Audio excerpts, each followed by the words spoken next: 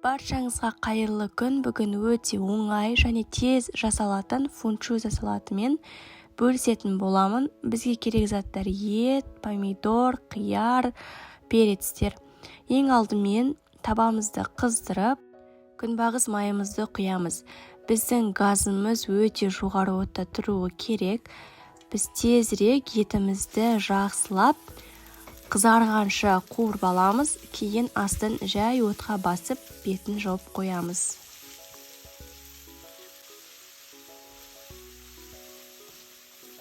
Дәміне қарай тұз саламыз.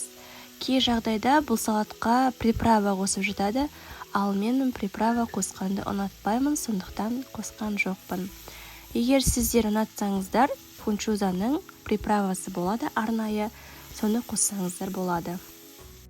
Келесі осы заттарымызды соломка түрінде турап аламыз. Мінекей біз турап алдық. Енді біз еттен кейін кезек-кезек 2-3 минуттай қуырып алатын боламыз. Біздің етіміз мінекей қуырылып пісті. Кеспемізді дайындаймыз. Мына фунчуза деген түрі маған қатты ұнамады. Мына сіздерге көрсетіп кеткенде осы түрін алсаңыздар болады. Маған неліктен ұнамады, өйткені бұл фунчуза 10 минутта қайнаған суға тез пісіп кету керек болатын, ал бұл 20 минуттай ұзақ тұрып қалды. Қайнап тұрған суымызды осының бетіне құйып 20 минутқа қалдырамыз.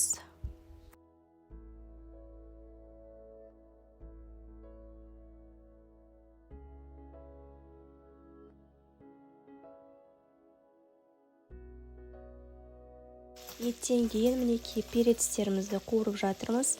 Бұған ешқандай да күнбағыс майын құймаймыз, яғни еттен қалған маймен суына қуырып аламыз. Бізге осындай соевой соус керек. 1,5 ас қасықтай құямыз. Болгар бұрышының әр түсінен алсаңыздар, салаттарыңыз өте әдемі көрінетін болады. Мен сары, жасыл, қызыл түстерінен алдым. Жақсылап табамызды болгар бұрышын қуырып аламыз. Міне оны шұңғылды ыдысымызға саламыз. Келесі бізде қияр мен қызанақ.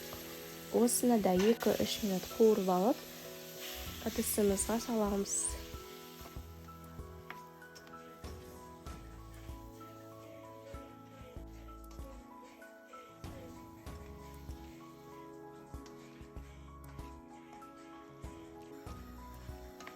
Мінекей кеспеміз дайын болды. Осыны судан алып, жаңа қуырып алған заттарымыздың ішіне салып жақсылап араластырамыз. Және тұз қосуды ұмытпаңыздар.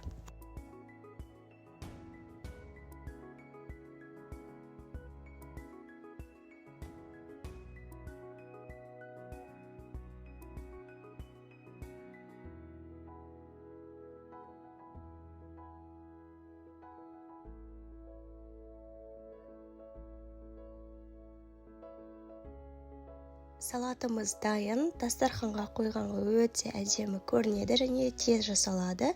Сіздер де жасап көріңіздер, каналға тіркеліп, лайк басуды ұмытпаңыздар.